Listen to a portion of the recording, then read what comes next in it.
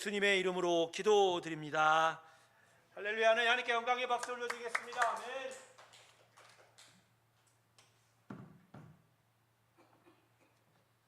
자, 탭 강의로 넘어가도록 하겠습니다. 자, 오늘 8번째 시간입니다. 사람의 타락 이후에 이제 창세기 4장부터 보겠습니다. 아담과 가인 그리고 노아에 이르는 하나님의 성경의 역사를 살펴보겠는데 아마 이것도 한두 시간 더 걸릴 것 같아요. 그래서 좀 더 우리는 천천히 계속 쳐다봤으면 좋겠습니다. 네. 자, 보시죠. 자, 창세기 이제 4장을 넘어가면 맨 처음 등장하는 사건은 아담과 하와가 드디어 그들의 후손을 낳기 시작을 합니다. 자, 창세기 4장 보십시다. 1절부터 제가 읽어드릴게요. 1절만. 아담이 그의 아내 하와와 동침하매 하와가 임신하여 가인을 낳고 이르되 내가 여호와로 말미암아 등남하였다 하니라. 자, 여러분 잘 알다시피 창세기 1장부터 3장은 하나님의 창조, 그러나 사람의 타락으로 그 창조 세상이 망쳐져 간 부분들을 기록하고 있습니다. 사실은 창조 세상이 망쳐졌다는 것은 거기서 창조 역사가 다시 시작이 되어야 되지 않습니까? 그러니까 하나님께 다시 엎으셔서 다시 만드시면 되는데 그렇지 않으세요. 창세기 4장으로 넘어오면서 그 타락한 아담과 하와가 비록 에덴 동산을 나왔지만 하나님께서 원하셨던 그 번성함의 일이 그들 가운데 계속되는 것을 봅니다. 즉 동침하여 그들의 후손을 낳게 되죠. 그래서 가인을 낳고 아벨을 낳고, 즉 하나님은 아담이 타락했다고 해서 당신의 창조 세상을 다 무효화시키는 일은 하지 않으셨다는 것. 오히려 창조의 일로 통해서 계속적으로 일어날 일들을 계속 진행시켜 가시는 하나님이셨습니다. 물론 이 안에는 앞으로 아들 예수를 통해서 온전한 구원의 일들이 일어나고 또 그것을 통해서 이 창조의 세상을 새롭게 만드는 일까지도 하나님 생각하셨지만 중요한 초점은 창세기 4장 1절을 통해서 보는 초점은 그겁니다. 하나님 창조 세상의 계속성이라는 거죠. 즉 하나님은 이 안에 수많은 구원의 역사를 베푸시긴 하지만 그 만든 창조를 끝까지 유지하시기를 원했다라는 거죠. 그래서 여러분, 무엇보다 하나님은 창조가 아주 귀한 거예요. 하나님께는 귀한 것. 사실 사람의 구원도요, 창조 때문에 가능한 거예요. 이 창조 세상을 다시 회복시키고자 사실 인간의 구원을 구원을 목적으로 하셨다라고까지 이야기할 수가 있는 겁니다. 그래서 우리는 하나님에 대해서 착각하면 안 됩니다. 사람을 너무 사랑하셔서 사람 구원하기를 가장 으뜸의 목적으로 주셨다는 건 아닌 것 같아요. 창세기 읽어.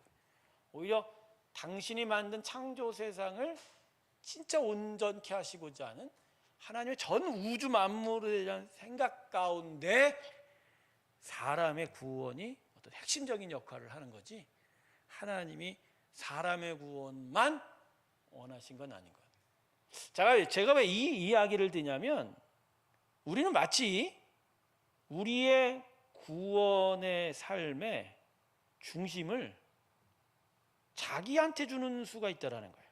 하나님 날 사랑하지, 하나님 날 좋아하시지.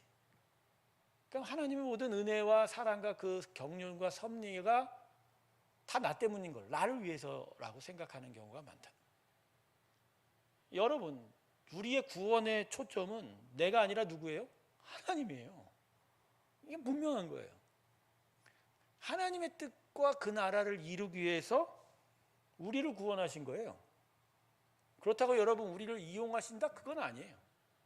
우리를 정말 사랑하시죠. 그러나 그 사랑의 궁극적인 목적은 창세기 1장에 그렇게 기뻐하시며 만든 그 창조 세상에 있는 거고, 그 창조 세상을 통해서 하나님은 정말 당신의 영광을 드러내고 거기서부터 예배받기를 원하신다는. 그래서 여러분, 구원의 삶의 중심은 내가 아니고요, 결국 예배예요, 예배. 결국 하나님이죠. 이걸 까먹으시면 안 됩니다. 제가 구원의 삶에 있어서 중요한 초점을 주인 바꾸기라고 얘기했잖아요. 바로 주인 바꾸기의 핵심은 예배인 거예요. 구원.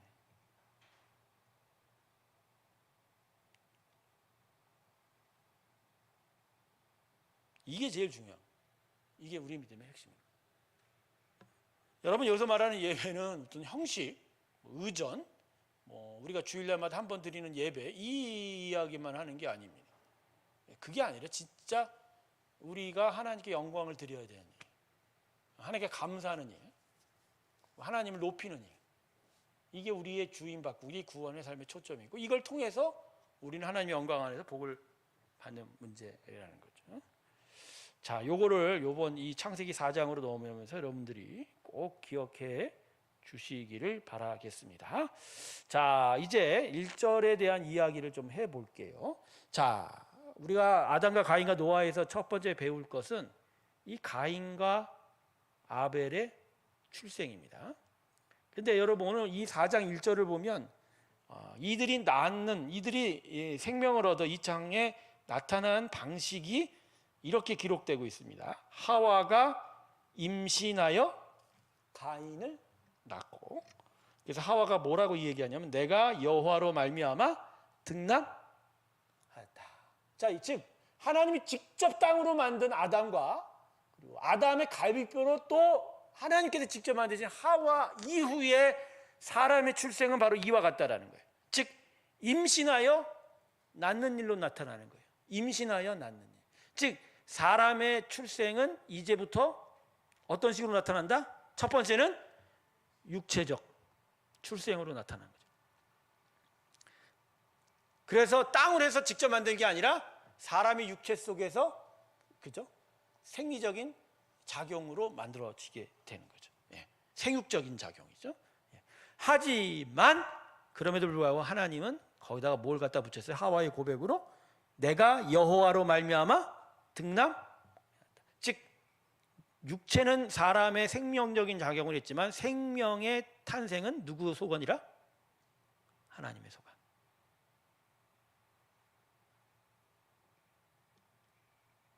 예. 그래서 여러분, 사람은요, 특별히 부모들은 내가 낳았다고 얘기하면 안 됩니다. 내가 낳았다. 즉 나로부터 태어났다가 정확한 표현이에요. 사람이 절대로 생명을 못 만들어내요. 근데 부모들은 자기가 만들어낸 줄 착각합니다. 물론 이게 도대체 어떻게 이루어졌는지에 대한 어떤 미스테리, 신비, 어떤 기쁨 때문에 하나님이 나한테 주셨다 하지만 살아가는 방식을 보면 대부분의 부모는 내가 만든 자식이라고 얘기합니다. 예. 부모는 만들지 않았어요. 정자와 난자가 합해져서 그냥 육체가 배양된 것 뿐입니다. 제가 너무 이렇게 동물적으로 얘기해서 죄송합니다만, 인간의 부모가 한 일은 육체가 배양된 것 뿐이에요. 거기에 하나님과 아담 사이에 그 처음 만들었을 때 부모 자식 간의 그 영적인 작용들이 이제 이러한 일들을 통해서 부모에게 전가가 되는 거죠. 즉 위임이 되는 거죠. 그래서 내 자식을 자신의 생명과 같이 생각하는 일이 나타나기를 원하시는 부분은 있지만, 그럼에도 불구하고 자녀의 생명은 누가 만드셨다? 하나님 만드셨다. 여러분, 이걸 기억하시면요, 자녀 교육할 때 달라지십니다. 그러니까 이 자식은 기본적으로 누가 준 거예요? 하나님 거예요. 하나님 거예요. 좀 이상하게 대답하는 분이 삐딱하게 지금 하나님 거예요. 누구 뜻대로 키워야 돼요? 본인 뜻은 없어야 되죠. 있어요, 없어요? 뻥치시네. 그 뒤에 분도 물어볼게요. 당신 뜻대로 기르세요? 하나님 뜻대로 기르세요? 솔직히 대답해요. 이 강의를 듣는 분들은 도대체 이 예배당 안에서 누가 와서 뭐 하는지 모르죠. 여러분, 생명은 하나님께서만 만드십니다. 생명은 하나님께, 우리가 만드는 게 결코 아닌 거예요. 그래서 이 창세기 4장 1절을 통해서 아담과 하와의 이후에 사람의 이 땅의 출생은 바로 이런 식으로 나타나게 된다는 거죠. 이런 식으로. 자, 그러면 예수님은 어떻게 탄생하셨을까요? 예수님은 어떻게 탄생하셨을까요? 예수님은 이 사람의 탄생과는 완전히 다릅니다. 먼저 생육적, 육체적 출생도 아닙니다. 성령의 탄생이십니다. 성령이 만드신 거예요. 즉 사람의 정자와 난자가 개입할 여력이 없는. 다만 사람으로 났다라는 것이 사람에게 기억이 되기 위해서 마리아의 태를 빌린 것뿐이에요. 그러나 마리아의 태에 역사한 건 남자의 정자가 아니라 뭐죠? 성령이십니다. 예전에 신학자는요, 이 마리아 안에 난자까지도 막 언급을 하고 하는 이 신학적인 논쟁을 보면 많아요. 그게 왜냐하면 예수님의 신성과 인성에 대한 논쟁이 아주 극심하게 달았기 때문에. 근데 이제는 이미 결정이 됐어요. 마리아는 태를 빌려주고 그 안에 성령이 탄생케 했다. 그러니까 여기엔 사람의 난자와 정자가 끼어들 틈이 있을까 없을까? 이 부분에 대해서 여러분은 너무 과도한 관심을 갖지 않아도 되죠. 분명하게. 사람의 정자의 난자가 아니라 성령의 탄생. 그러면 사람은 근데 그렇지만 육체적으로 만들었지만 사람은 생명의 탄생을 하나님이 하셨죠. 그러면 예수님은 그 생명을 하나님께서 하셨네? 그렇지 않죠. 성령을 통해서 이미 존재하고 계신, 선지하고 계신 하나님과 동등한, 성바랑의 동등한 성자 하나님이 그 안에서 이 땅에 오신 거예요. 오신 거예요. 그걸 성육신이라고 해요. 생명이 탄생이 아니라 성자 하나님이 이 하나님의 본체를 버리시고 이 땅의 낮은 자리에 입주하신 그 모습. 잠깐 참고하라고 이렇게 이야기를 드렸습니다.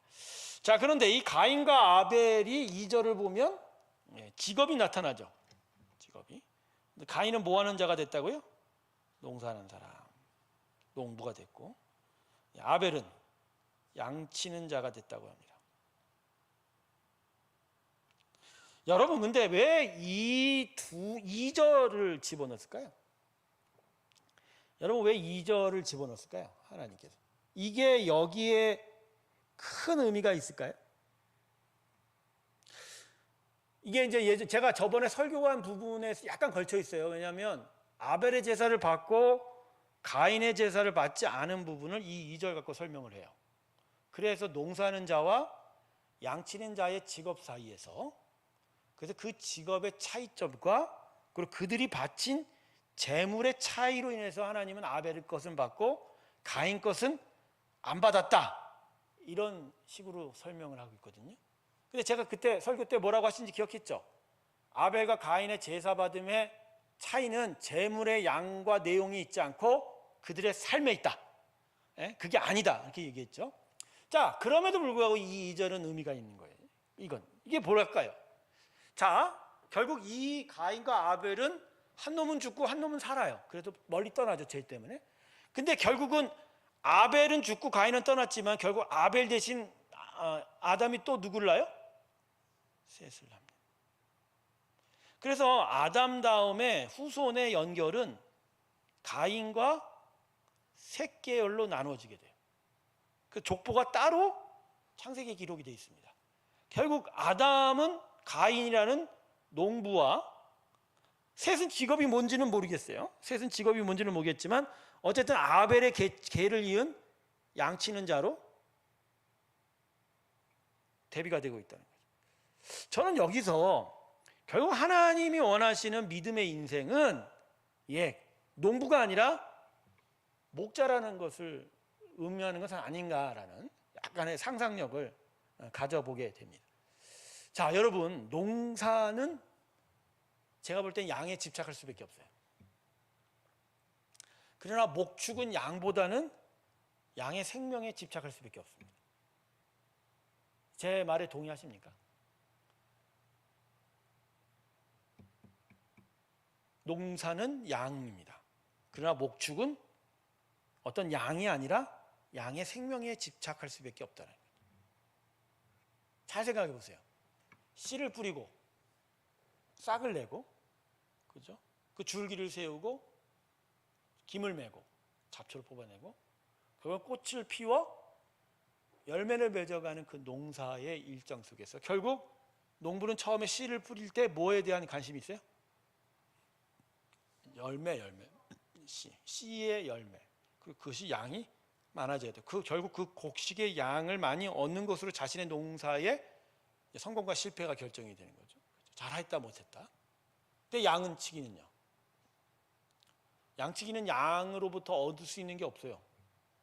아니, 양으로부터 직접 얻지 않아요. 양을 죽이지도 못해요. 고기를 얻을 수도 없어요. 당시에는 뭐 육축이 안 돼 있던 시기이기도 하지만 양치기를 통해서 얻을 수 있는 건 우유일 거예요. 제가 볼 땐 그래요. 지금 이때는. 그리고 오히려 양을 기르면서 목자가 신경 써야 할 것은 양이 더 잘 먹어야 돼요. 오히려 곡식을 축내요. 그렇지만 양을 통해서 결국 계속 목자가 노리는 건 뭐죠? 우유이기도 하고 모두이기도 하지만 가죽이기도 하고 때때로 하지만 양으로부터 계속 새끼가 낳는 거죠. 계속 새끼가 새끼치어 가는 일이 아마 아벨의 이 양치는 자의 관심이지 않나요? 제 말이 틀렸나요, 여러분? 제 말이 틀렸어요? 자, 어부하고도 잘 생각해보세요. 어부. 바다에 나가는 어부는 양에 관심이 많아요. 물고기를 길러서 물고기 양이 많이 늘어나게 하는 일엔 관심 없어요. 어떻게든 그물 던져서 많이 잡는 게 관심이에요. 그러나 목치는 목동은 그렇지 않아요. 양을 잘 돌봐야 돼요. 잘 먹여야 돼요. 잘 잠을 재워야 돼요. 거기서부터 뭐 나중에 고기를 어떤 가죽을 벗기던 새끼를 낳던 양의 생명을 잘 이루어주는 게 목자의 할 일이에요. 그래서 여러분, 베드로에게 처음 예수님께서 사명을 제자로 부르실 때 뭐라고 부르셨죠? 사람을 낚는? 자, 여러분, 이때 예수님이 왜 이러한 이야기를 하셨죠? 그땐 제자가 되기 전이에요. 뭔가 좀 고급스러운 일들이 너한테 있다라고 하는, 바로 그들을 제자로 세우시기 위한 어떤 그들의 눈높이에 맞춘 비전의 제시였죠. 갈릴리 호수에서 고기를 잡던 베드로에게 사람 낚는 어부다 그러면, 천하기 천한 어부인 우리가 뭔가 사람을 많이 얻을 수 있는 뭔가 다른 고상한 직업을 얻을 수 있겠구나라고 생각을 했을지도 몰라요. 근데 결국 예수님께서 최후 사명으로 준 건 예수님을 3번 부인한 후에 갈릴리 호수 돌아왔던 제자들을 먼저 와서 기다리시고, 그래서 거기서 물고기와 떡을 구워주신 이후에 그들에게 뭐라고 얘기하셨죠? 베드로에게 네가 나를 사랑하느냐 3번 물으시면서 3번의 대답을 뭐라고 하죠? 내가 주를 사랑해야다 그랬더니 뭐라고요? 거기에 대해서 네가 내 양을 먹여라. 그걸 몇 번 반복하세요? 완전수 3번. 3번의 회개의 고백과 믿음의 고백에 하나님께서 베드로에게 주신 사명은 목자의 사명이에요. 낳고 얻고 취하고 이 양에 관한 질문이 아니라 목자를 먹이라, 그들의 생명을 키워내라 라고 하는 질문으로 바뀌었다. 그러니까 제가 얘기하고 싶은 건 그래요. 가인과 농부라는 이 믿음 없는 죄인의 계열은 결국 양이에요. 많이 얻고에 대한 관심이에요. 그러나 아벨 다음에 아벨을 대신한 셋과 믿음의 사람들을 잇는 계열은 생명이에요. 이게 처음부터 이렇게 나눠졌다는 거예요. 그러니까 하나님이 아담과 하와의 타락 이후에도 불구하고 그들 안에서 하나님의 마음을 담는 어떤 후손들이 나타나기 위해서 원했던 거예요. 결국 생각해 보세요. 결국 셋으로부터 결국 노아가 나왔어요.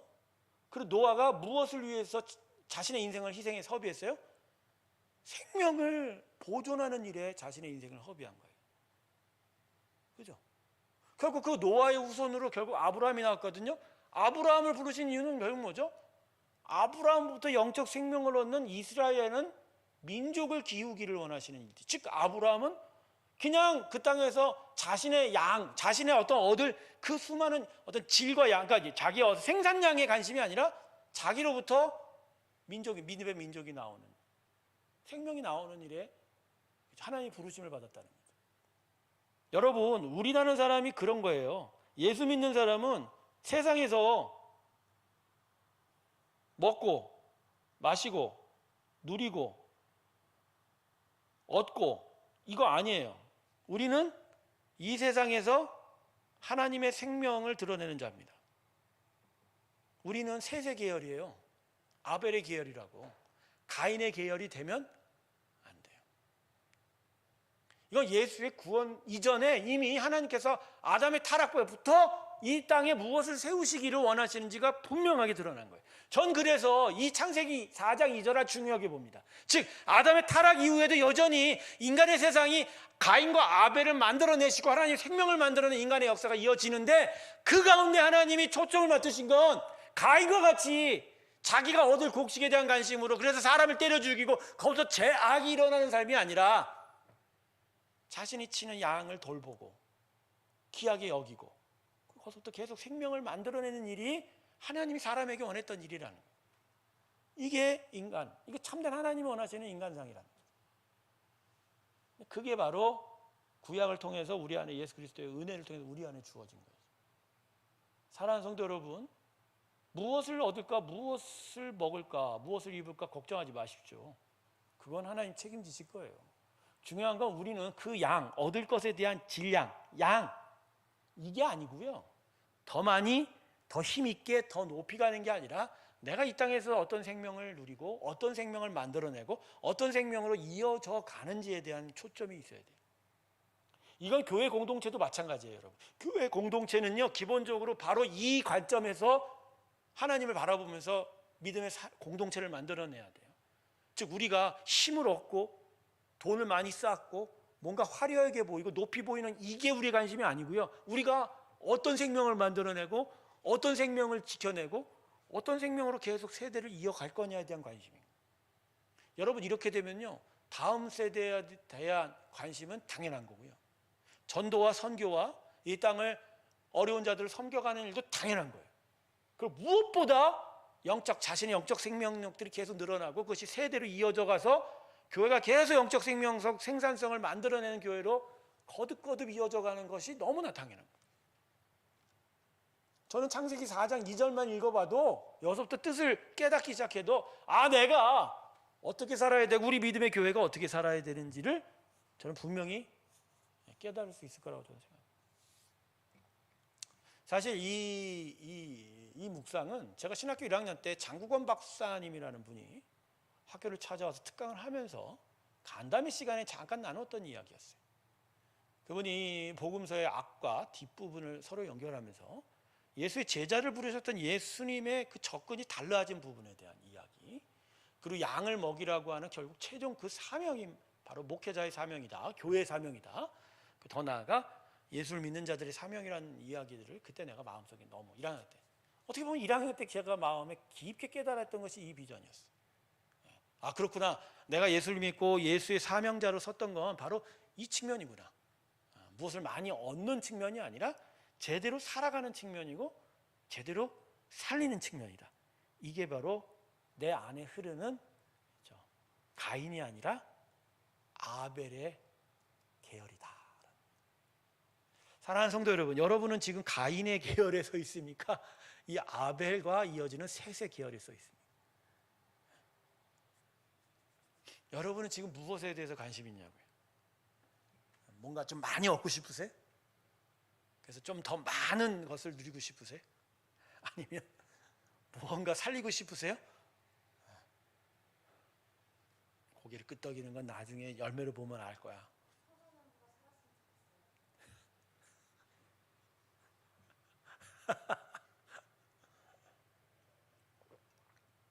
지금 박은선 전도사님이 청소년부가 살았으면 좋겠다라는 이야기를 했습니다. 다 살아야죠. 청소년부, 유초등부, 청년부만 아니라 장년들 모든 자들이 지금도 살아있고 또 계속적으로 살아야 되죠. 이게 우리의 관심인 거예요. 그래서 여러분, 가인의 계열에 쓰지 마세요. 아벨과 셋의 계열에 쓰세요. 그래서 예수님의 족보를 봐도 예수님의 족보는 셋의 계열입니다. 그죠? 가인의 계열을 따르고 있지 않다는. 이게 바로 이 양치기와 농부의 차이입니다. 이걸 괜히 아벨과 가인의 제사에 갖다 붙인 거. 틀려본 거죠. 그게 아니지. 그러니까 아벨과 가인의 제사 안 받으신 것도 결국 이 초점이에요.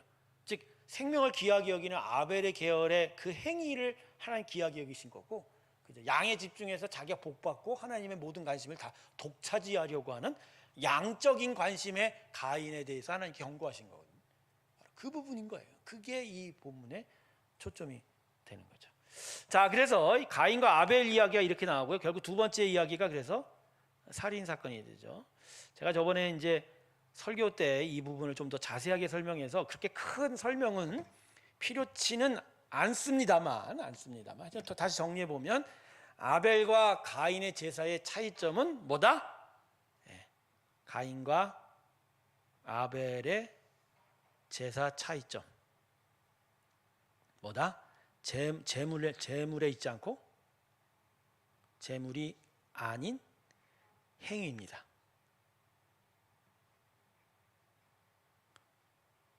이거 분명히 기억하십시오.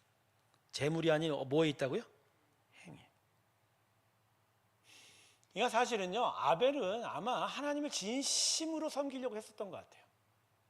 그런 의미에서 그가 드린 재물도 하나님 보시기에 좀 남다르지 않았을까라는 판단까지도 할 수 있죠. 그러나 가인은 행위 자체가 썩 하나님의 마음에 들지는 않았던 거예요. 그러니까 평소에도 아마 가인이 욕심이 많았을 가능성이 커요. 아벨을 계속 시기했을 가능성도 크고, 그러다 보니까 하나님께서 가인을 가르쳐 주시고자 가인의 제사를 안 받은 거고, 그런 거에 분노해서 얼굴빛이 변했던 가인에게 오히려 분명하게 얘기하죠. 네가 행위가 바르면 어찌 내 앞에서 이럴 수 있느냐. 너 말 똑바로 못하지 않냐. 그러니까 가인의 마음에 그 행위도 알 뿐만 아니라 그 마음의 깊은 타락까지도 다 알게 된 거죠. 그런데 여기서 우리가 이 살인 사건에서 알 수 있는 건요, 저는 우리의 예배가 어떻게 되는지에 대해서 좀 알아야 된다고 저는 생각합니다. 여러분, 그래서 우리의 예배는요, 드리는 예물에 있지 않아요. 초점이 무엇보다 드리는 마음에 심령이 있는 거고, 그리고 만일 하나님께서 우리의 재물에 관심이 있다면 내 심령에서 진심으로 하나님께 드리는 고백이 당신에게 원하는 재물이지, 우리가 여기서 찬양을 열심히 부르고 뭐 지폐를 내고 동전을 내고 헌금 내는 거 하나님 관심 없다는 거죠. 우상 숭배나 세상의 종교는요, 드려지는 재물, 그 재물의 양과 내용에 관심이 많지만 하나님은 절대로 거기 관심이 있지 않아요. 그래서 그거를 하나님께서 뭐라 하신 적이 별로 없어요. 하나님께서 원하신 건 사람의 심령. 그러니까 제사보다 뭘 원하신다고요? 순종을 원하시죠. 순종. 그래서 여러분, 예배 잘 드려야 됩니다. 예배 잘 드려야 됩니다, 여러분. 나의 행위, 나의 외양, 내가 지금 하고 있는 형식의 모습들, 그리고 내가 헌금 드리고 뭔가 드리는 것이 하나님이 받으시는 게 아니에요. 하나님이 받으시는 건 그게 아니라 뭐죠? 마음. 이 마음을 받으세요. 그러니까 사실은 귀찮고 힘들고 그냥 뭐 짜증이 났는데 대충 와갖고 자리 채우고 가고 남들 하는 만큼 하고 가는 그 마음에 하나님의 예배가 성립이 될까요? 안 되죠. 그러니까요, 제가 그런 생각 해본 적 있어요. 1년이 52주잖아요. 주일 예배만 따지면 그냥 52번 예배 드린다고 쳐요. 대충 뭐 봄이면 꽃 구경, 여름이면 바다라고 하고, 가을이면 단풍 구경, 겨울이면 스키장도 가고 해갖고 대충 한 10번 빠지면 대충 1년에 예배 몇 번 드려요? 40번 드려요. 그 중에서 진짜 하나님이 내 마음의 고백을 받으셔서 예배 받으셨다라고 기뻐할 예배가 몇 번이나 될까요? 몇 번이나 될까요, 여러분? 피곤하다고 늦게 나와, 귀찮다고 하루 빼먹어, 그죠? 설교 싫다고 귀 안 열어, 교회에서 만나는 사람 시험 든다고 마음 푸닥푸닥해, 교회에서 싸웠다고 사람 보기 싫다고 저 뒤에가 앉아, 그죠? 에어컨 바람 싫다고 저 뒤에가 구석에 봐. 그럼 이 핑계 저 핑계 저 변명 다 빼놓으면 제가 볼 때는 52주 중에 진짜 하나님 앞에 진짜 나 하나님 감사합니다라고 외치는 시간은 몇 번? 한 번이나 될까요? 여러분 분명히 그럴 거예요. 반타작은 되지 않을까 그러는데 반타작이 될까요? 하고 싶은 얘기로 다 할게요. 하나님이요, 우리를 긍휼하게 보셔서 우리하고 함께 하시지, 그분이 받으시는 건 달라요. 긍휼하게 여기셔서 안아주시는 것과 합당하게 서 있어서 받으시는 거는 다른 거예요. 은혜의 시절이니까 어떻게든지 당신 앞에 있고 또 안 나와도 다 당신의 부르심의 은혜 안에서 나의 제 사람이라 얘기하시고 딸이라 얘기하시고 아들이라 얘기하시지, 진짜 하나님의 엄밀한 기쁨이 되는 예배 고백의 차원에서는 우리 거 받으시는 확률이 얼마 안 된다는 거예요. 이게 여러분 은혜예요. 여전히 부족하고 여전히 그분의 이 한도에 차지 않지만 여전히 그럼에도 끝까지 기다리시고 우리를 당신의 자녀로 끝까지 인정해 주시는 거예요. 마치 말입니다, 자기의 재산을 팔아서 미리 달라고 해서 팔아서 집 나가갖고 집을 완전히 떠나버린 그 둘째 아들을 끊임없이 기다렸던 그 아버지의 마음처럼 말입니다. 자기 집에 돌아오지 않아도 내 딸과 내 아들이라고 얘기하시는 그 하나님의 그 은혜가 있기 때문에 우리가 여전히 구원의 반열 위에 서서 하나님을 보라볼 수 있는 거지, 하나님의 이 최종적인 그 가치 척도 안에서는 글쎄요, 누구가 하나님 앞에 제대로 쓸 수 있을까요?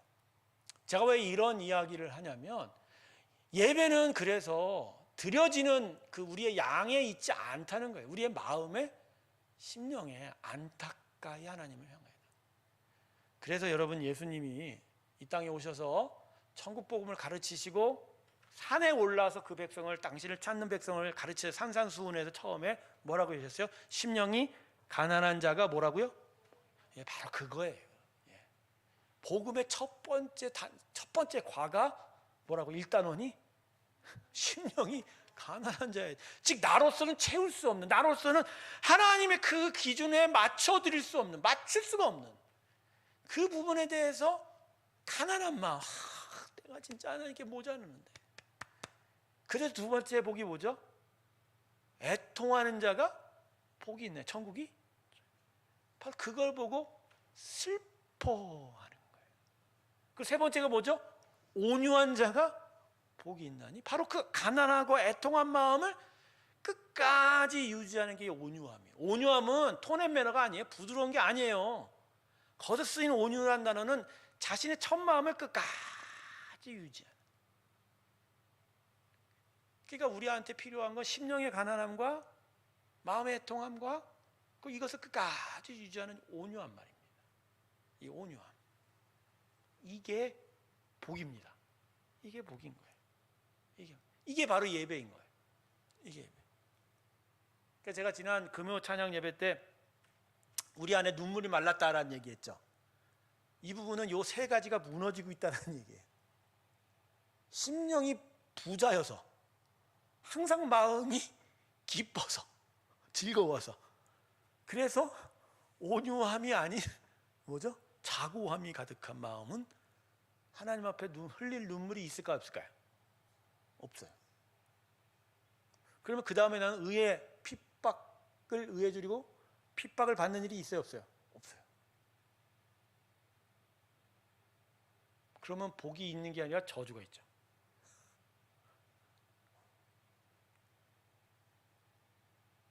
제가 다시 한번 얘기 드립니다. 여러분, 지금 8시간밖에 안 됐지만 이 성경의 역사, 창세기 1, 2, 3, 4장을 8시간 동안 진행해 나오면서 이것만 듣고 이것만 여기에 깊이 빠져도요 복음 다 합니다. 성경. 그 이후로 나오는 건 여기에 대한 일들에 대한 예시뿐만 아니라 반복인 거예요. 제가 지금 현재 제 강의 준비로는 바벨탑까지 갔어. 아브람 부를 때까지. 그래서 아브람만 부르는 것만 확인하면 제가 볼 때 강의 그만해야 돼. 왜? 그 다음은 똑같아. 이 창세기 1장부터 12장이 계속 반복이 되는 거예요. 더 이상 다른 새로운 것이 없어요. 하나님의 창조의 질서와 그것을 회복하려고 하는 하나님의 구원의 계획, 그 구원의 여정이 그냥 창세기 1장부터 12장까지 다 있다니까요. 이게 계속 반복될 뿐이에요. 세대를 보면. 그 사이에 인간은 깨닫지 못하고 또 흘러가고 깨닫지 못하고 또 흘러가고. 지금도 마찬가지예요. 깨닫는 자는 심령이 일려서 하나님의 나라를 보지만, 여전히 깨닫지 못하는 자는 하나님이 여전히 기다리고 계시지만 여전히 똑같은 반복이 되는. 저는 성경을 보면서 하나님의 반복하심. 야, 진짜 오래 참으시는 분은 우리가 아니라 누구야? 하나님. 대단하게 반복하시는 분입니다. 예? 친절하신 것까지는 아닌 것 같아. 가끔은 아주 험한 파도와 같이 엎칠 때도 있고, 그렇게 톤의 매너로 부드러우신 분은 아니야. 그건 분명히 아니야. 그럼에도 불구하고 끝까지 포기하지 않는 그분, 그 마음, 계속 구원의 여정을 반복하시는 그 하나님 말입니다. 네. 여러분, 하나님께서 아벨의 제사를 받으신 건 그의 마음의 심령의 중심과 그의 행위 때문입니다. 행위 때문입니다. 자, 여기서 한 가지 더 합시다. 그러면 가인의 강팍함은 어디서 나타났을까요?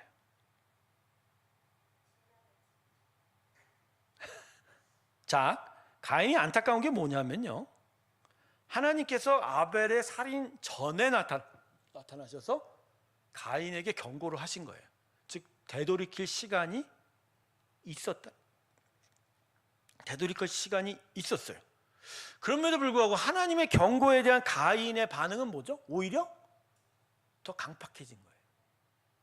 하나님의 말씀을 듣고 본인이 되돌이키거나 아니면 좀 참고 있지 아니하고 오히려 더 악화가 돼요. 그래서 갑자기 들로, 우리 개역 성경에는 이게 안 나왔지만 세번역엔 나왔어요. 거짓말로 아벨을 들로 꼬셔서 들판에서 돌로 쳐 죽이다, 이렇게 살인 사건. 여러분, 이 강팍함이 과연 어디서 나왔을까? 이게 제가 볼 땐 가인 안에 자기 사랑이 아주 강하게 드러난 거예요.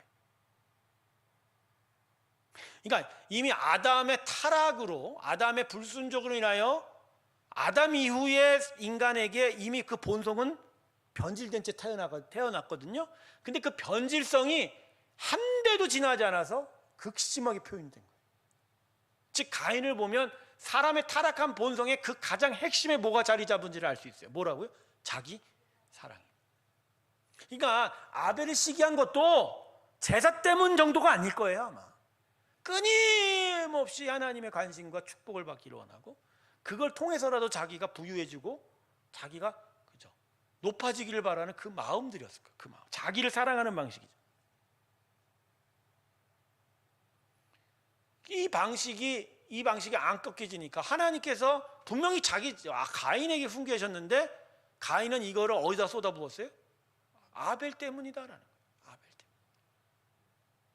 그래서 아벨을 죽여버렸죠. 결국은 이 부분이 우리 심령의 핵심이에요. 타락에. 그래서 자기 사랑이 죽어야 돼요. 제가 분명히 저번에도 이제 2주 전에 설교를 통해서도 얘기했죠. 시험의 원인은 누구 때문이라고요? 아니, 각각의 믿음의 인생의 시험이 드는 건 여러 원인이 있어요. 그 시발점이 있지만 결국 그 시발점으로 인한 시험 드는 게 아니라, 그거 판에 결국 자기의 마음이 시험에 빠지는 건 자기 욕심이라고 말이에요. 근데 그 욕심이 구체적으로 뭘까요? 자기 사랑이에요. 저는요, 이 가인이 강팍해져서 아벨을 죽인 사건은요, 사도행전에서 반복이 되고 있다는 걸 봅니다. 여러분, 사도행전을 보면 하나님의 말씀을 들었는데 강팍해서 누구를 죽여요? 스데반을 죽일 때 말입니다. 사도행전 5장 6장을 보면 제자들이 무려 제사장들 앞에서도 너희들의 죄악을 고발하고, 너희가 죽인 예수가 바로 우리의 모퉁이 돌이다, 너희들 잘못 죽였다, 하나님께 회개하라 했을 때 그 제사장들은 듣고 마음이 돌아서 심지어 제사장 무리까지도 교회를 나오게 됐는데, 이 사도행전 7장을 가면 이 인간들이 사세바에 서갖고 분명하게 또 얘기하거든요. 근데 여기에 꼭지가 돌아버려갖고 어떻게 해요? 돌을 던져버린 거예요. 심지어 그 앞에 그 일을 보고 등장하는 사람 누구죠? 바울이죠. 그걸 보고 엎드려져 죽은 스데반을 보고 뭐라고 평가해요? 얘는 원래 돌 맞아 죽을 만 잘된, 이런 얘기야. 그 강팍했던 그들의 그 마음 안에 뭐가 있었을까요?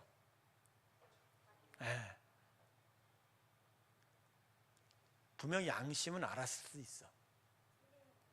자기들이 틀렸다는 걸 아는데 자기들이 틀린 게 수치스러운 거예요. 근데 그 부끄러움을 자기가 이기질 못해. 왜? 자기를 사랑하고 싶거든. 자기를 보호하고 싶거든.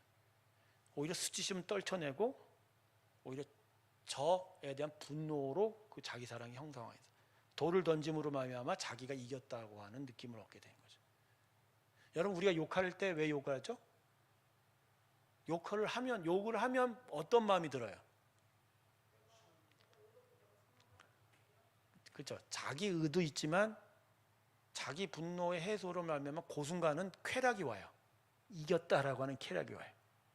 대부분 사람이 욕하고 나면 나중에 후회하긴 하거든요. 왜냐하면 양심의 작용들이 있거든요. 믿음의 사람은 오히려 양심의 작용을 알면서 처음부터 막아내지만 믿음이 없으면 이걸 쭉 해버리고 나중에 양심이 아프지만 이게 믿음이 없으면 이것도 이 양심도 어느 정도까지 못해서 결국은 자기 안에 숨어버리죠. 자기 사랑으로. 그러니까 처음에 아담의 타락 때 나타난 그 수치심이 결국 계속 남아있고 이것이 계속 자기를 괴롭히는 것을 못 이겨내는 게 사람이에요. 그러다 보니까 자기를 보호하려고 그것을 엎어버리고 딴 식으로 표현하기 시작을 하는 거예요. 그러면서 수많은 이제 잘못된 죄악들뿐만 아니라 가진 타락과 제가 볼 때 정신 이상까지 말입니다. 그게 나타나는 게 사람이 타락하고 변질된 가인이 바로 이런 강팍함을 지녔다.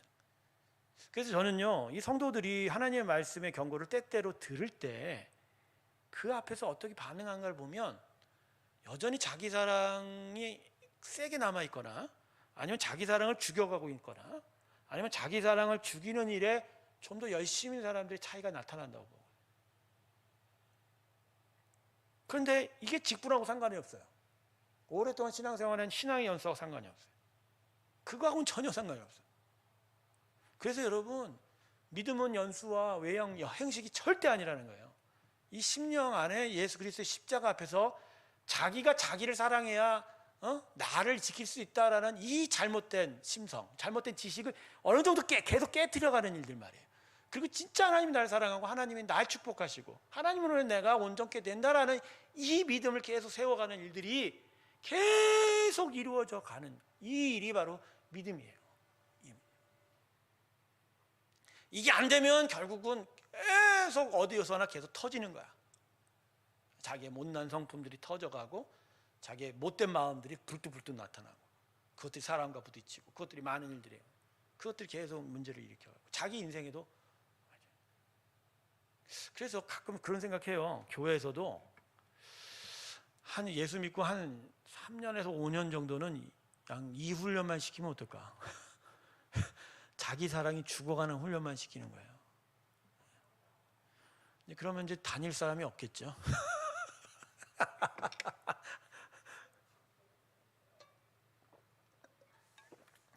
제가 분명히 지금 얘기했어요. 다닐 사람이 없다라는 이 말이 대단히 의미심장한 거예요.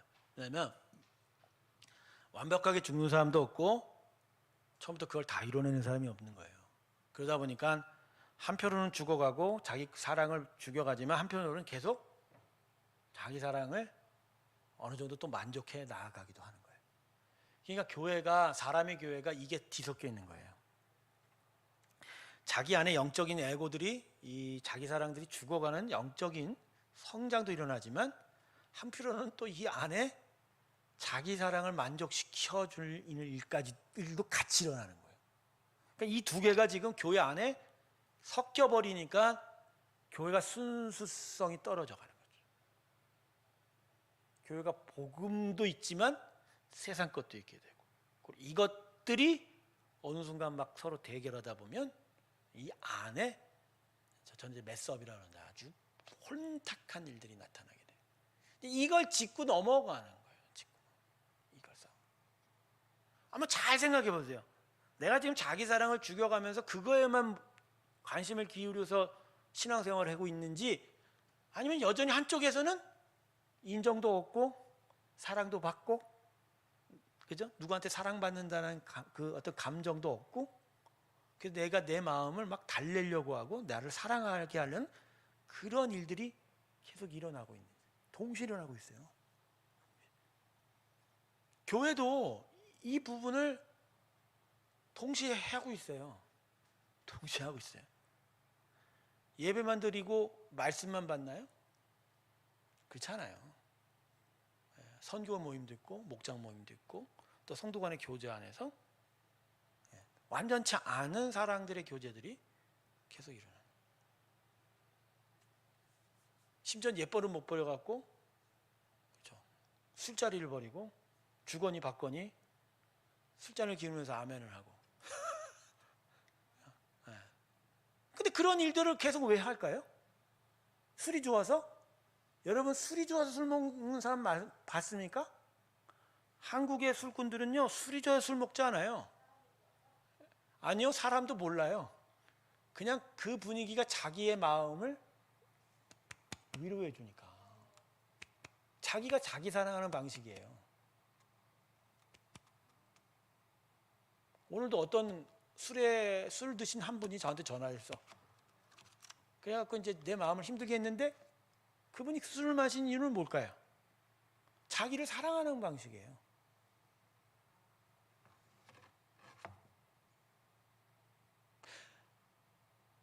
사람이 육체를 벗어날 때까지 이 방식을 못 버리나 보죠?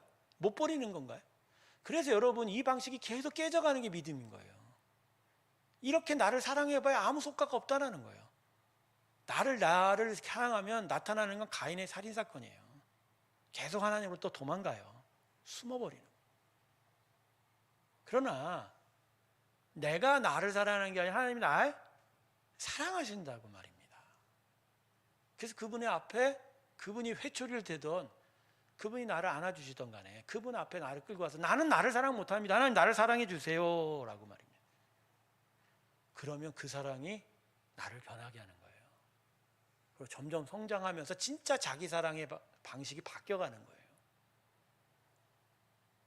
그냥 어줍지 않게 사람 인정받고 말 듣는 걸로 자기를 사랑하는 게 아니고 말씀으로 기도로 하나님과 교제로 자기를 세워가는 거예요. 그렇게 되면 더더욱 분명해지죠. 자기 인생이.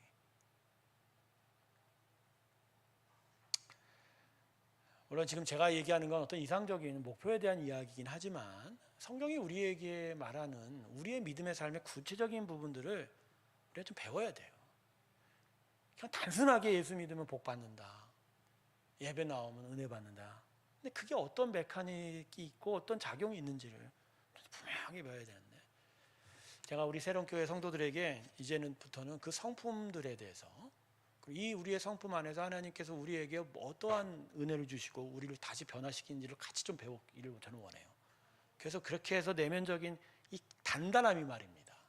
그리고 자기가 자기를 사랑하는 것들이 버려지고 하나님 날 사랑해서 어떻게 믿고 의지하는지에 또 배우고 이러면서 진짜 이 안에서 강건함이 좀 나타났으면 좋겠어요. 저는 현대인의 문제를 결국 상처라고 봅니다. 그래서 제가 얘기한 게 있죠. 악해져서 약해졌다고 말입니다. 그리고 약해지니까 더더욱 악한 것에 취약한 거예요. 그래서 이제부터 교회가 현대교회가 좀 더 치중할 건 죄에 대해서도 가르치지만 그 죄로 인하여 죄 안에서 영향으로 인해 약해진 그 심령을 어떻게 하나님의 의와 은혜와 사랑으로 회복시켜가는지에 대한 그래서 진짜 그 자아들이 건강해지기를 바랍니다. 조금이라도 건강해져요. 저 이제 이상한 표정을 짓고 있는 분이 있습니다. 건강해지는 일들이 우리에게 나아갔으면 좋겠습니다. 여러분 자기 사랑을 결국 자기를 사랑해야죠. 이게 자기 사랑 이게 한국말에 이게 차이가 있어서 그런데 그러나 나를 사랑해 주는 건 내가 아니라 하나님이라는 거. 그 방식을 택하셔야 돼요. 그게 믿음입니다. 그래서 너무 과도하게 사람에게 기울이지 마세요. 저 사람 날 인정해 줄까? 저 사람 날 좋아하나? 그게 중요한 게 아니라 하나님이 나의 그럼 그분이 날 좋아하시고 날 사랑하신다면 그분의 주시는 게 있단 말이에요. 그게 나를 살리는 것이다. 그걸 계속 초점을 맞추면 그걸로 살아나는 거예요. 근데 이것들이 이제 살아나려니까 교회 공동체가 결국 필요한 거예요. 왜? 그래도 믿음으로 서로가 믿음의 은혜 안에서 그 부족하고 연약한 부분들을 받쳐주고 점차 하나님 앞으로 몰고 가는 일들이 나타나는 거거든요. 그래서 교회에 결국 잘 되는 교회, 하나님께 기뻐하는 교회는 교회 분위기 자체가 사람을 하나님께로 몰고 가는 교회냐, 아니면 자기들의 사랑으로 어찌어찌 해보려는 교회냐, 이 차이인 것 같아요. 그러니까 문제가 있고 힘들면 다독여서 결국 어디 앞으로 데려가야 돼요? 근데 우리는 어디로 데려가요? 술판으로 데려가고 나하고 같이 노는 자리로 데려가. 우리끼리 막 등뜨겨주는 데로. 아니, 이게 효과 없다고 생각 안 해요. 아니, 단순한 효과는 있어요. 그래. 근데 여기뿐이야. 이건 세상도 하는 거거든. 교회는 세상의 것을 취하는 데가 아니죠. 우리가 하야치 할 건 생명인데, 역사인데, 그럼 하나님 앞으로 데려가야죠. 그러니까 예배로 나아가 예배 드리십시다. 우리 같이 기도합시다. 같이 금요 찬양 예배 봅시다. 우리 목장 모임하면서 교제합시다. 이게 다 그 자체가 은혜가 아니라 그걸 통해서 사람의 영혼을 얻어 갖다 세우는 거예요. 그게 초점이에요. 그래서 가끔 최 목사가 주일 강단에서 하나님 앞에 서세요라고 강하게 얘기할 때 그냥 들으세요. 기분 나쁘라고 들은 게 아니라 그게 미진할 때 그것을 강하게 하는 코치의 격려인 거예요. 저는 코치라고 생각합니다. 저의 역할을. 저도 같이 코치를 뛰어갑니다. 코치는 선수랑 같이 운동해요. 하지만 선수가 잘 들어갈 때 그 길을 알려줄 뿐이지 결국 변하는 주체는 하나님이고 하나님 앞에서는 각각의 성도인 거예요. 그 길을 미리 알고 그 길을 깨닫고 그 길로 가지. 근데 운동선수 하는 사람들 보면 코치 중에서 소리 안 지르는 코치 있어요, 없어요? 있어요, 없어요? 근데 왜 나한테 소리 지른다고 그래? 쓸데없는 소리 하지 마. 그것도 다 하나님의 은혜 안에서 쓸데없는 소리. 빨리 딴 걸 넘어가야지. 가인까지만 해도 합시다. 이거 벌써 한 페이지도 못 나가고 앉아있어요. 자, 아담과 가인과 아벨의 살인 사건을 통해서 하나님께서 가인에게 하나는 저주를 주시고 하나는 축복을 주셨습니다. 이것도 참 대단해요. 이것도 참 대단해요. 자, 첫 번째 하나님 주셨던 저주는 뭐죠? 저주를 뭐죠? 농사 짓는 가인에게 땅의 생산성을 빼앗아 버리셨어요. 창세기 4장 12절을 보면 이렇게 나옵니다. 내가 밭을 갈아도 땅이 다시는 그 효력을 내게 주지 아니할 것이요 너는 땅에서 피하며 유리하는 자가 되리라. 자, 여기서 말하는 땅의 그죠? 효력이라는 건 여러분 이건 잘 생각해 보세요. 지금도 땅은 씨앗을 뿌리면 제대로 관리하기만 하면 30배, 60배, 100배의 열매는 맺습니다. 예수님도 이러한 땅의 효능을 아시기 때문에 옥토에 비유해서 30배, 60배, 100배를 하세요. 그러니까 농사지면 열매가 아예 없다 이런 정도가 아니에요. 이 효력은 창세기 1장의 효력이에요. 분명히 식물을 만들 때 하나님은 간접 창조를 하셨어요. 땅에게 지시하셨어요. 식물을 내라. 그래서 여러분 이 이후로 땅이 이 정도의 능력을 잃어버린 거예요. 더더군다나 노아의 대홍수가 일어난 후에는 하나님이 아예 노아에게 언약하실 때 너 이제 육식해라 그러셨어요. 육식을 허용하시는 이유. 근데 그 이유가 뭘까요? 그 땅의 생산력이 홍수로 인해 떨어지고 왜냐하면 식물이 자라야 될 여유가 있으니까 그러니까 당장 먹어야 되니까 육고기 먹으라고 하신 것도 있지만 이미 가인 때부터 땅의 생산성은 떨어지기 시작을 한 거예요. 그 노아 홍수 때 완전히 일상적인 식물의 자람 정도만 있지 그 효력은 없게 된 거죠. 근데 잘 생각해 보세요. 여러분 이 땅의 효력이 결국 없어진 건 사람의 뭐 때문이라고요? 죄 때문이라. 죄 때문. 근데 이건 가인에 대한 은혜예요. 여기는 하나님이 가인이 되돌이키기를 바라시는 마음이 있어요. 자, 아까도 제가 얘기했죠. 가인은 농사를 지면서 많은 것 얻고 그것 때문에 하나님께 질투했던, 즉 하나님 모든 것을 빼앗으려고 했던 그런 욕심이 많다고 했죠. 근데 농사를 해도 농사가 안 되면, 자기 뜻대로 안 되면 가인은 결국 무엇을 바라볼 수 있을까요?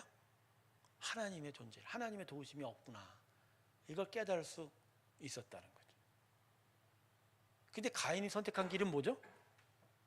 에덴 동산에서 가까운 곳에서 살지 않고 어디로 갔어요? 저 먼 곳으로 도망. 강팍해진 거예요. 강팍해. 그러니까 이소부화가 틀려먹은 거예요. 야, 이소부화는 결국 뭐죠? 지나가는 행인에게 구름과 해가 햇님이 서로 내기를 해요.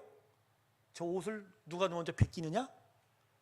처음엔 바람이 막 세게 바람을 불었죠. 그랬더니 옷을 벗는커녕 더 단단히 입었고, 그래서 두 번째는 햇님이 어떻게 해요? 그냥 발짝 웃으시면서 해를 냈더니 결국 옷을 벗었다. 결국 이 우화는, 이소부화는 결국 무엇에 대한 이야기예요? 바람과 같이 이렇게 강팍하게 하면 안 된다. 따뜻하게 해줘야, 마음을 따뜻하게 해줘 옷을 벗는다, 이런 얘기잖아. 근데 사람은 그런 존재가 아니에요. 이소부화는 사람을 휴머니즘이야, 인문학이야. 그렇게 되면 벗을까요? 아니에요. 지금 성경을 보고 하나님을 보면 지금 하나님은 가인에게 저주를 주신 거예요. 주셨지만 이걸 통해서도 사람이 회개할 수 있는 거예요. 그건 하나님의 기대죠.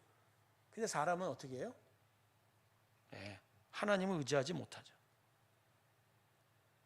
더더욱 하나님부터 멀어지게 된다. 자, 이게 저주인데 그 다음 축복은 뭐죠? 그럼에도 불구하고 가인이 자기의 아픈 이야기를 합니다. 아픈 이야기를 합니다. 14절을 보세요. 주께서 오늘 이 집안에서 나를 쫓아내시온즉 내가 주의 낯을 배웁지 못하리니 내가 땅에서 피하며 유리하는 자가 될지라 물은 나를 만나는 자마다 나를 긴내이다. 여러분, 지금 이 이야기가 재밌어요. 왜 이러한 과정을 하죠? 지금 누가 가인을 죽이려고 할까요? 누가 가인을 계속 죽이려고 할까요? 근데 왜 이런 이야기를 하죠?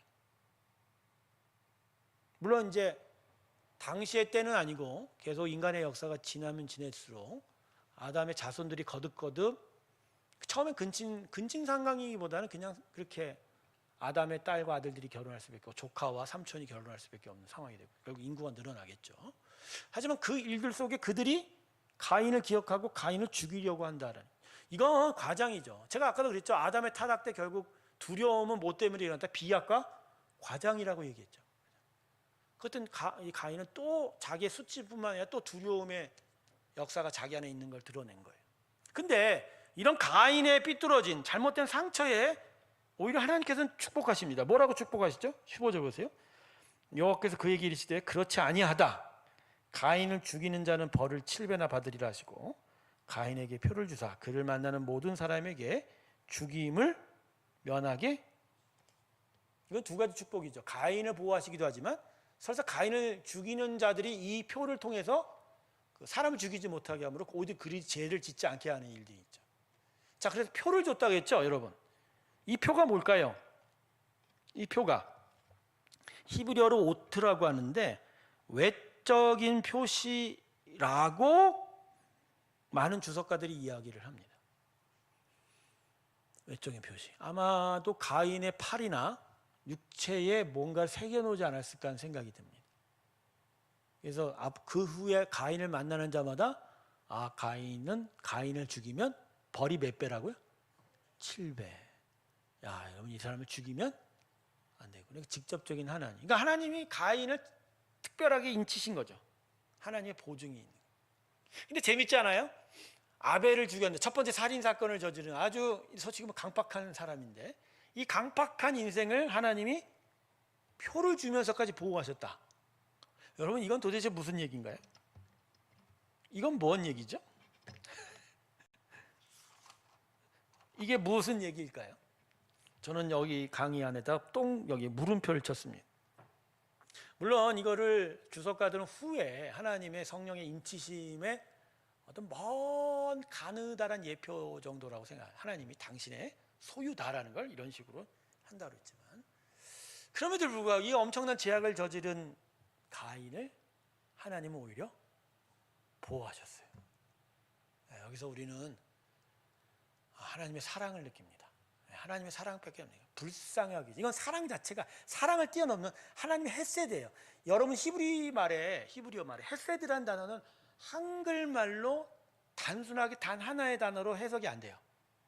하나님의 긍휼하심, 인자하심, 사랑, 은혜 여러 가지 것들이 다 복합되어 그나마 가까운 게 인자심이다라고 한글 성경은 번역하고 있는데 이건 더 뛰어넘는 거죠. 이건 하나님의 헤세드예요. 그냥. 근데 창세기로부터 흘러오는 걸 보면 하나님이 사람을 너무나도 귀하게 만드셨던 것 같아요. 너무나도 귀하게. 그래서 아벨이 죽은 마당에 가인도 죽어가는 것을 하나님이 허용치 않으시려고 하는 그 마음. 여러분, 그게 우리를 향한 하나님의 마음입니다. 어떤 한 영혼이라도, 한 인생이라도 하나님이 그냥 지나치지 원치 않으세요. 그게 그 하나님의 가장 깊은 마음.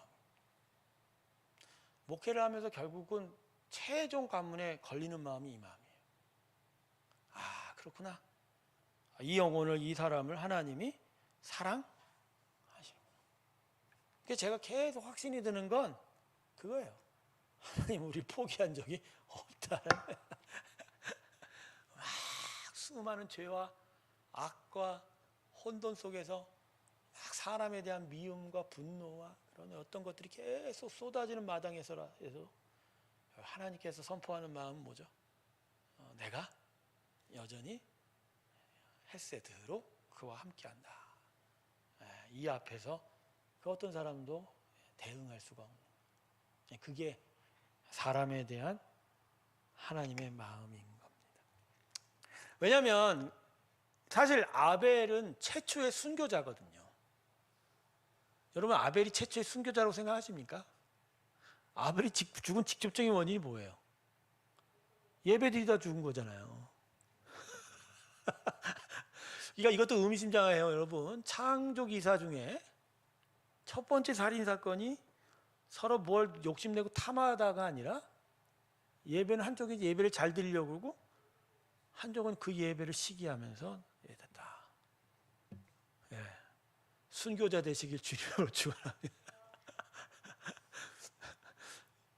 그러니까 아벨은요, 예배 목숨 걸었던 사람인가 봐요. 목숨을 걸었으니까 목숨을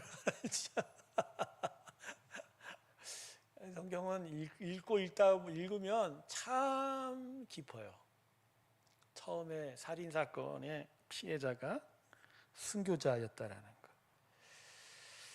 여러분, 그래서 이 세상의 죄악은 사람에 대한 공격이 아니에요. 하나님에 대한 공격입니다. 모든 세상의 공격은 마치 사람과 사람 사이에 일어나는 것 같지만 그 안에 모든 경향의 초점은 어디라고요?